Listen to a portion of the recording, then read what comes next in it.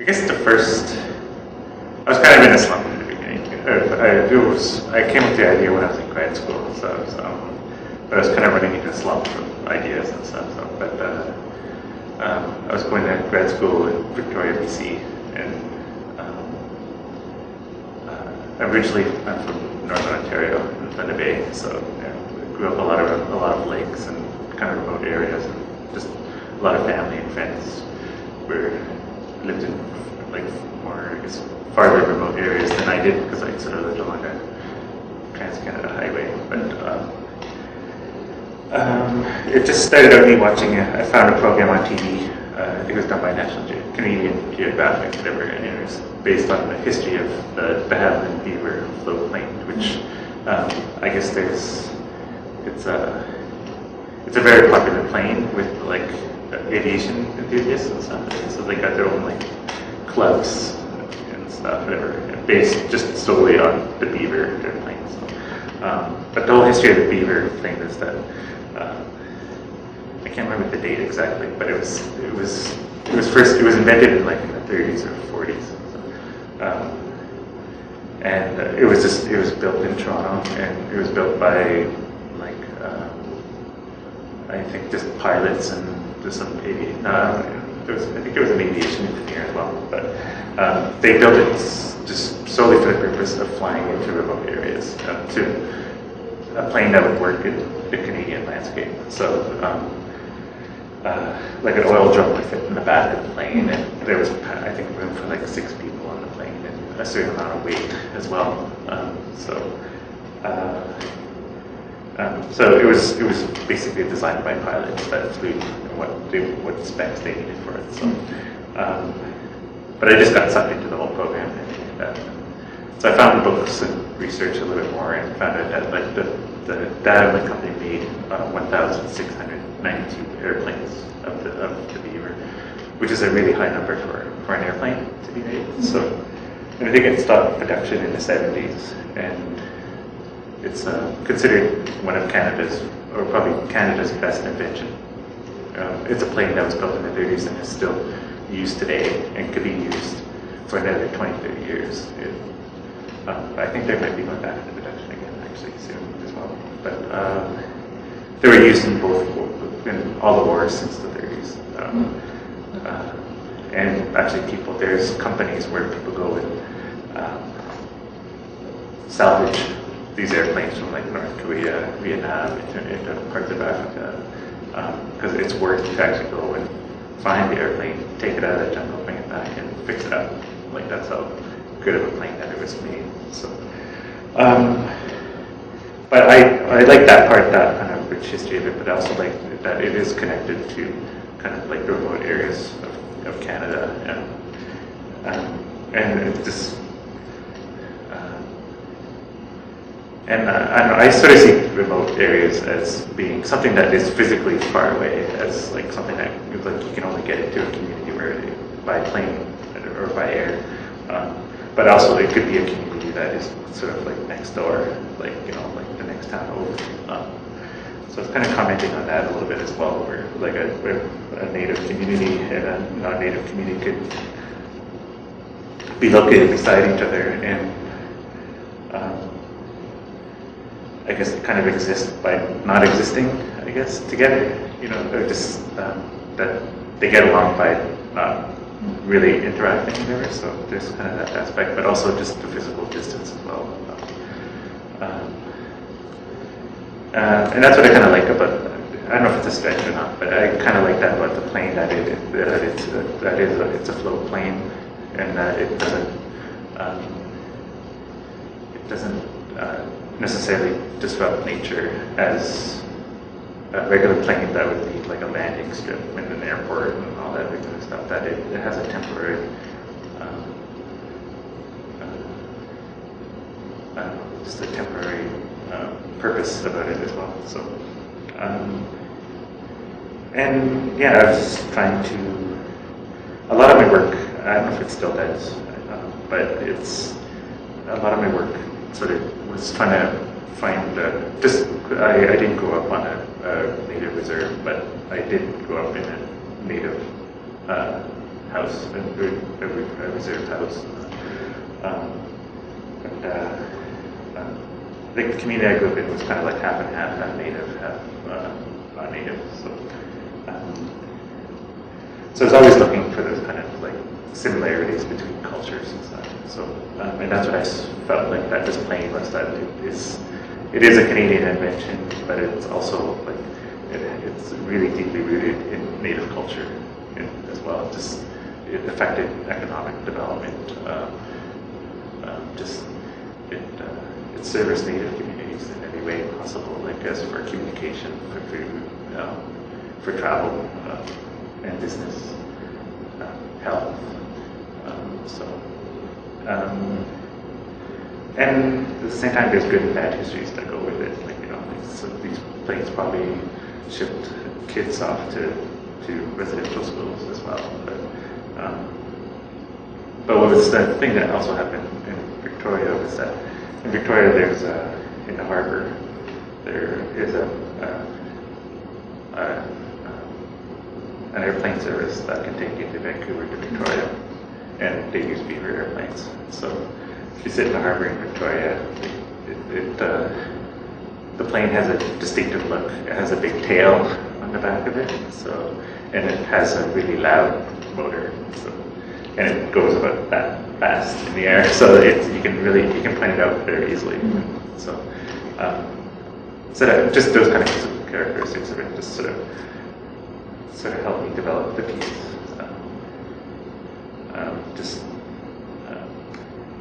Experiencing the flight of that plane in Victoria, but then also kind of remembering it from, like, I guess, my childhood and different stuff. So I kind of like that idea of it. So what I did for the installation was that I decided to construct all of like 1,692 airplanes and then suspend them in a gallery in a kind of a beehive formation or a school of fish formation or something kind of an organic shape.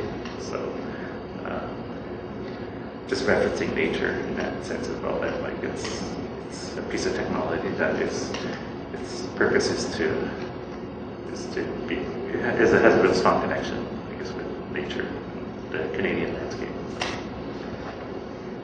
Can you talk about the process of creating 1,962? Is that right?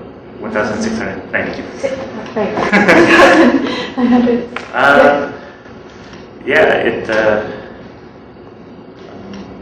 I came up with the idea in the year 2000, near the end of my graduate studies, and I didn't have enough time to finish it for my thesis show, but and I just sort of kind of just researched it more. And I usually sit on ideas for a long period of time, so this time it was like about 2 years where I kind of sat on it. Just kept thinking about like how if it would be possible to make it. A lot of my work I use a lot of wood in the work in my work, and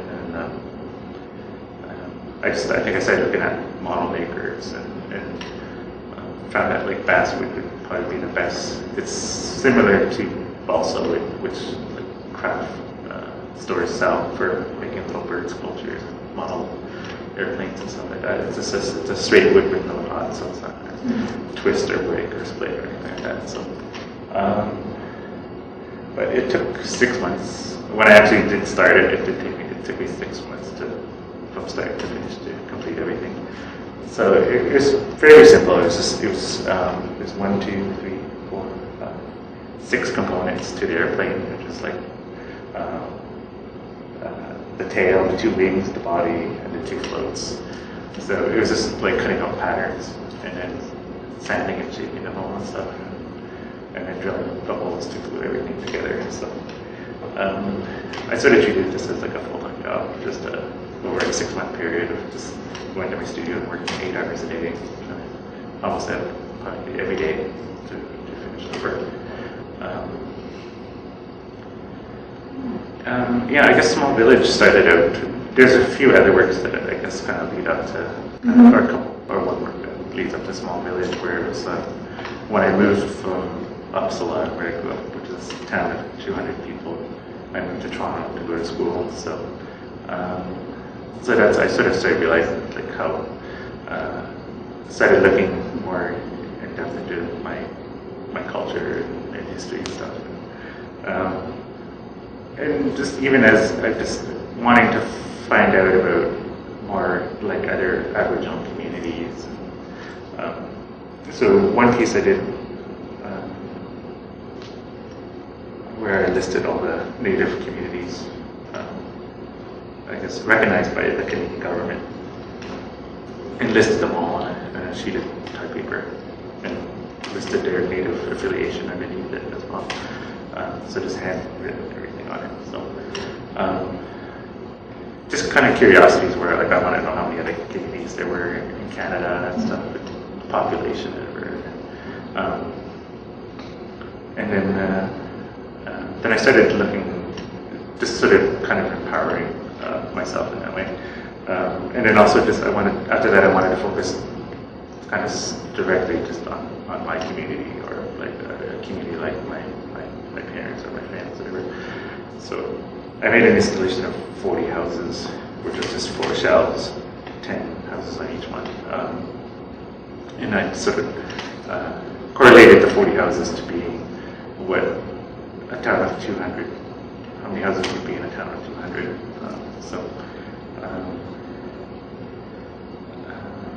Yeah, and then I did another version where it was just sort of like which is here, is just an upright of 8 houses. And that was, I did that like 2 years ago, I think, last year, I think. And sort of relating that to, I guess I've lived in urban centers since 1992, so it's kind of referencing kind of like a condo or like a small skyscraper or something like that. So, but this piece, because that more references the idea of home, the idea of house. It was a house that was designed and built by the Canadian government for native reserves, and doesn't take into account any of the I guess the particulars of a native family. The house I grew up in, there were 7 of us, so 7 kids, 2 parents, and it was a 2-bedroom house. So it wasn't kind of like the 2.5, family unit. The native family was definitely larger back then. So and it wasn't built it was just a single house that was built for all different climates all across Canada, so it didn't really take into account any of that either. So even though it was kind of a hard life to live in a house like that, but I also liked the idea of that it was that not just my family, but every family that anyone that approaches me about that, like they grew up in a similar house, that it was also their home, so they turned it made it the best possible situation for themselves, and look back on it as fondly. So it has a political slant to it, but it also, I hope that people get the idea that it's kind of like nostalgia, and just kind of this endearing quality of coping and surviving as well. So yeah, it's a weird thing to talk about my work sometimes, because I always end up engaged in some sort of narrative story first. And I have to tell the narrative story before I can actually go into the work sometimes. So, I don't know, it's hard to do sometimes, just like art speak or just like content or whatever concept of it without going into just my personal about it. So,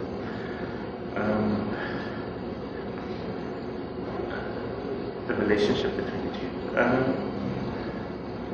I guess we can talk about the multiples instead. So, I've been trying to figure that out for the longest time. Like when I was in school, it was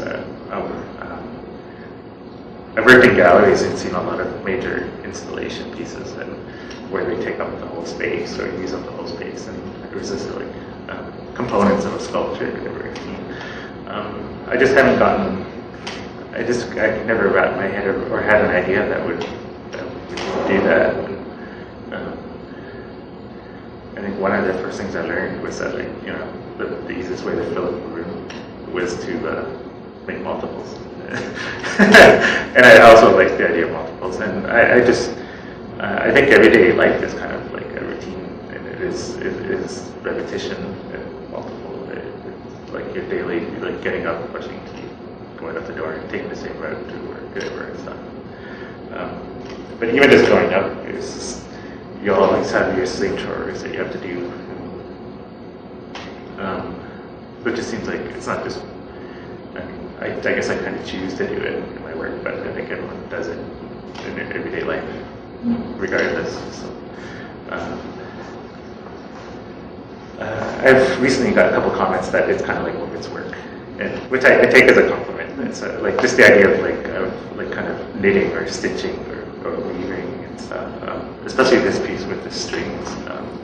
I know people that did help me string it. Said it was definitely like a lot like weaving, because you're weaving it in between the middle bracing and the weaving and pulling it around so that they actually move up and down, and the strings just make it easier for installation. So, and everything, like the houses, there's 7 windows on a house, and everything I make is hand built. So it's cutting out 7 windows on a house, and then there's 9 houses or 40 houses. Like that takes weeks.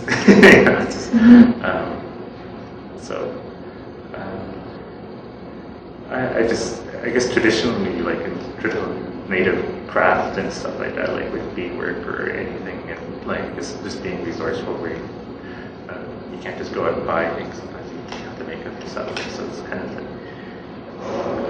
going along in that tradition, where the hand-built quality is really important to me, and to do it in my work. And then also on the negative side, it's just like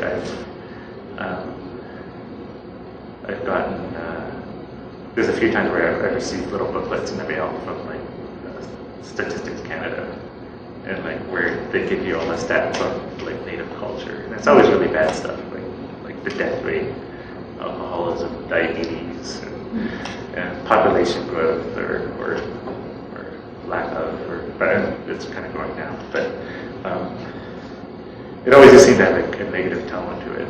So that's what the tar paper piece with the writing all the native communities on it was sort of in response to. It was trying to put a positive twist on it. It was sort of praising. It was kind of a memorial, but to the living, and not the tar paper kind of looks like granite when it's put up on a wall and stuff. So, but it was a great interactive piece where people would actually come up, whether they were native, whether native or not native.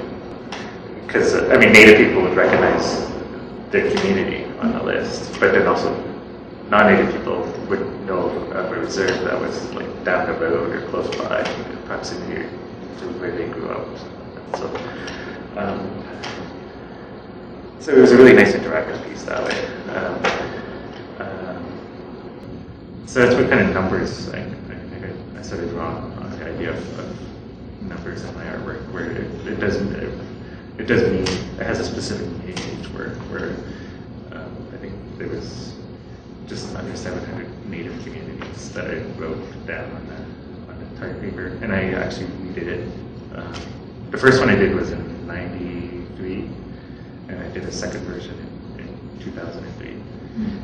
It was like an updated version, because a lot of native communities took back the name of their communities and put it back in their own language. Nunavut was created, so and just a lot more native communities kind of spread it out in the last 10 years. So I think that'll be on my work as well. Every 10 years I'll make another version of that. So I think things just kind of spawned off of that, where it's just like the numbers. I kind of like the idea of there's a meaning to the numbers. I just can't make multiples. It has to mean something for it. The house is related to the town I grew up in. The planes, that's how many the company actually made.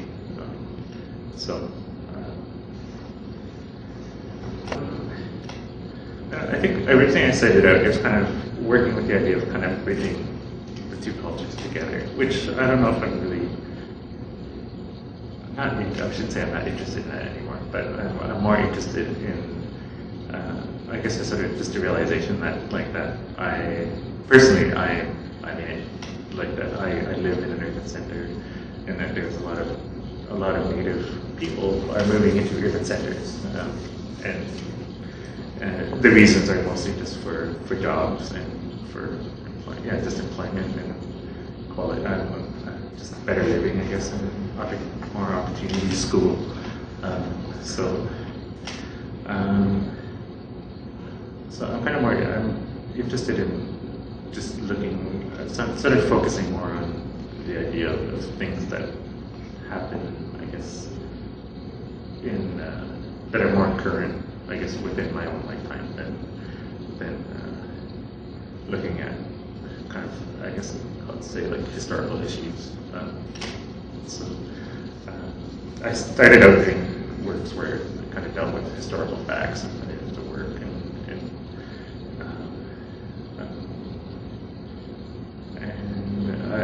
but then I just noticed people that were my own age or even younger that were, I mean, those issues are still relevant, but I guess it's just due generation effect, working its way through different generations, even though they were part of it, but feeling the effects of it still. Like, the idea of residential school seems to come a lot, and people that are younger than I am but haven't gone to residential school, but their parents did, or their grandparents did, so but it still affects them, which is valid. But I don't want to do stuff like that. I want to deal with things kind of, just everyday subject matter. So even though the house is like probably over a century old, but it's people still live in those houses, and just I think just through education and media and everything that it seemed like when I was in the when I was going to school in the early 90s and stuff, it just seemed like that there was a larger gap between Native and non-Native cultures, and I just think through technology, education, and even media, that gap is actually quite has shrunken. I'm not saying that, I don't know. I guess it's whether people, the idea of acceptance is still can be debated, I guess, whatever, but whether things have progressed or not.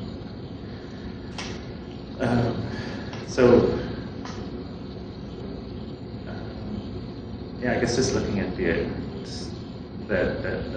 did go to school. A lot of people are going to school, getting an education. Native people are getting educations,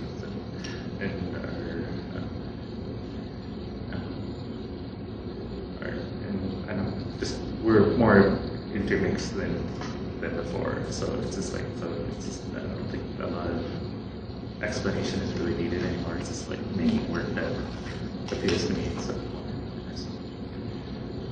but I also like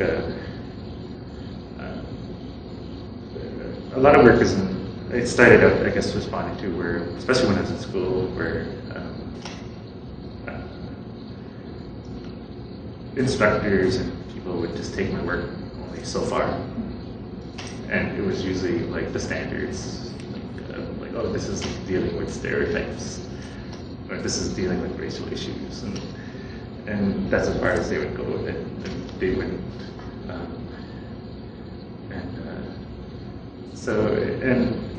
just the idea of stereotypes. It's just like, why not make kind of more work that you see every day? And so with a lot of my work, I'm trying to create new kind of iconic symbols. The house is like a very strong iconic symbol for me. The airplane is just trying to get that to do that as well. Someone pointed out to me that like a lot of my work is kind of dealing with the main elements of quality of life, the idea of housing, transportation, food. I did a piece with where I took cow tongues So instead of, they're supposed to represent like the buffalo, but I couldn't find a buffalo tongue, so I used a cow tongue. But instead of like the traditional symbol, the silhouette of the buffalo, I just wanted to use the tongue, which historically, this was one of the first works I did where it was dealt with historical information, where it was, when they decimated the whole buffalo population, what they would do to show proof of a kill was that they would just cut the tongue out of the buffalo and leave the rest of the animal behind. So I did a whole installation where I put tongues on 4x4 posts, representing a herd, estimating like a herd of buffalo, or a small herd, actually, like probably like 35, and just putting that in the roof and just imagining that these belong to 35 buffalo, and that all these were killed by one person at one moment in time. So, I don't know. I think I went off topic.